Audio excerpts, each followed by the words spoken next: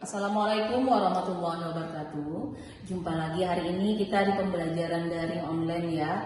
Untuk pembelajaran matematika yang saya pegang untuk SMK, hari ini saya memegang pembelajaran matematika SMK untuk kelas 10. Dan materi yang akan saya ajarkan kali ini adalah materi bilangan real. Bilangan real itu sendiri terbagi 3. Yang pertama ada mencakup eksponen, bilangan berpangkat, logaritma, bentuk akar, dan lain sebagainya yang sifatnya aljabar ya. Tapi saya akan fokus ke bilangan real dulu, yang eksponen dulu, bilangan berpangkat. Buku yang saya gunakan adalah buku ini, Trik Cepat Menyelesaikan Soal Matematika. Ini karangan saya sendiri, dan tentu juga sebagai buku penunjang saya juga menggunakan buku Erlangga yang telah disediakan oleh sekolah. Oke, sekarang kita masuk materi dari bilangan real. Apa sih yang dimaksud dengan bilangan real? Bilangan real itu adalah bilangan nyata yang terdiri dari bilangan rasional dan irasional. Dan sini kita kali ini akan mempelajari tentang bilangan berpangkat atau eksponen. Di SMP kalian sudah mempelajarinya, dan sebagai penguatnya kita di SMK atau di SMA kita mempelajarinya lebih dalam lagi. Apa sih kegunaan kita belajar bilangan real ini? Kemudian apa sih dalam kehidupan sehari-hari gunanya kita belajar bilangan berpangkat? Salah satu contoh adalah di bidang biologi kita akan mengetahui tentang ilmu peluruhan bakteri. Jadi kita bisa menghitung berapa bakteri yang bisa diluluhkan dalam sekian menit, sekian detik. Juga kita bisa juga menghitung dalam ilmu fisika ya. Di fisika itu ada bagaimana cara kita menghitung besarnya kecepatan sebuah atom yang diledakkan, atau kecepatan roket yang ditembakkan ke atas, itu bisa dihitung dengan kecepatan per detiknya. Nah, bilangan real ini dia adalah bilangan berpangkat.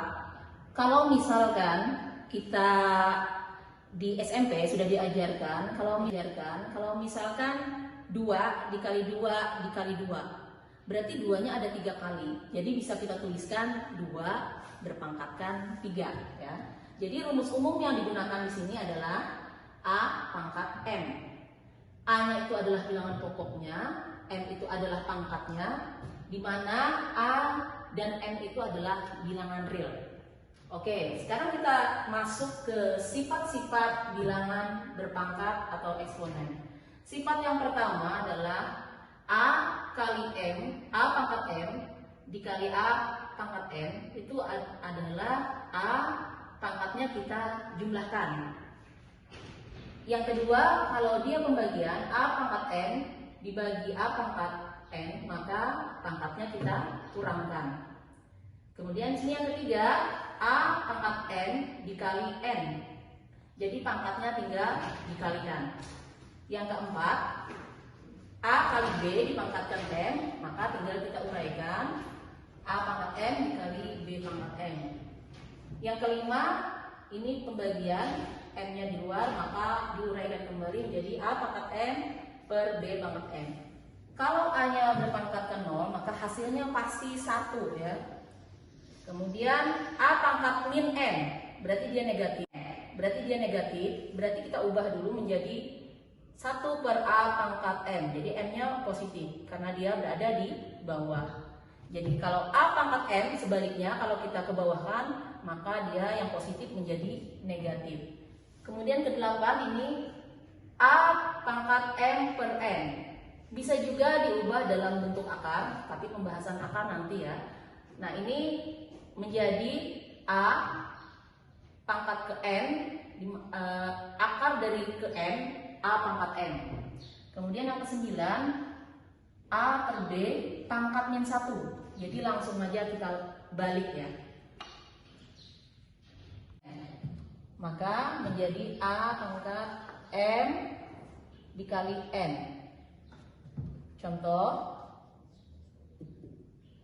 2 pangkat 3 terus pangkat 4, maka menjadi 2 pangkat 3 kali 4 12. Mudah kan?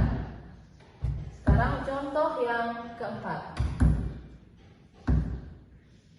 A pangkat A kali B pangkat M sama dengan A pangkat M dikali B pangkat M.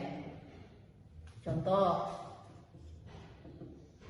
2 kali 3, 2 pangkat 3 dikali, berarti sini karena di sini A, di sini B ya, berarti bilangan pokoknya berbeda, tapi pangkatnya sama. Berarti di sini 3 kita ubah, tapi pangkatnya sama. Nah, ini menjadi gimana? 2 pangkat 3, 3 pangkat 3. Jadi kalau kita uraikan misalkan boleh menjadi 2 pangkat 3, 8. Boleh. Dikali 3 pangkat M. Sama dengan A pangkat M dikali B pangkat M. Contoh 2 kali 3, 2 pangkat 3 dikali, berarti sini karena di sini A, di sini B ya, berarti bilangan pokoknya berbeda, tapi pangkatnya sama. Berarti di sini 3 kita ubah, tapi pangkatnya sama. Nah, ini menjadi gimana? 2 pangkat 3, 3 pangkat 3. Jadi kalau kita uraikan misalkan boleh menjadi 2 pangkat 3, 8. Boleh. Dikali 3 pangkat 3 misalkan 27. Nah, tinggal kita selesaikan aja ya. Kalau sampai di sini juga boleh. Ya. Kemudian yang kelima. Yang kelima sifatnya adalah A per B pangkat M menjadi A pangkat M per B pangkat M. Contoh 2 per 3 pangkat 4. Jadi pangkat yang sama tapi bilangan pokoknya yang beda. Sama. Jadi 2 pangkat 4 per 3 pangkat 4. Sudah sampai situ saja cukup. Oke, sekarang contoh yang ke-6 sifatnya adalah A pangkat 0 sama dengan 1. Jadi sesuatu yang berpangkat ke 0, mau 2 pangkat 0 1, 3 pangkat 0 1, 4 pangkat 0 1, dan seterusnya 100 pangkat 0 1. Jadi sesuatu yang berpangkat ke 0 itu adalah 1. Gampang sekali. Kemudian sifat yang ke-7, A berpangkatkan negatif. Negatif tidak bisa kita selesaikan, jadi untuk menyelesaikannya kita positifkan. Bagaimana caranya?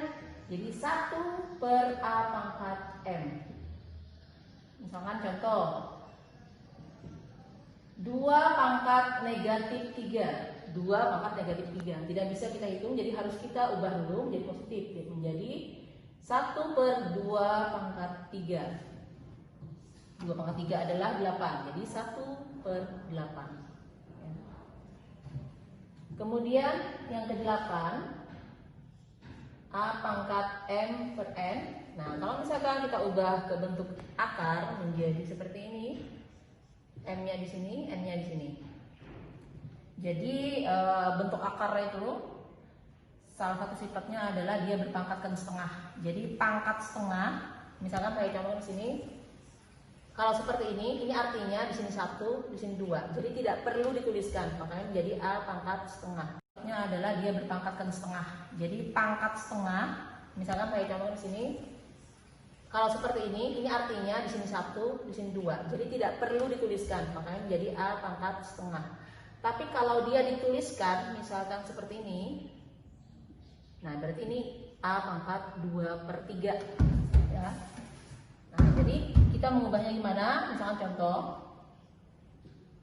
2 pangkat 3 per 4. Jadi kalau kita ubah ke dalam bentuk akar menjadi 2-nya di sini, 3-nya di atas, dan 4-nya di samping. Oke. Yang terakhir, sifat ke-9. Ini ada A per B pangkat min 1. Kalau seperti ini keadaannya, rumus sifatnya langsung dibalik, jadi B per A.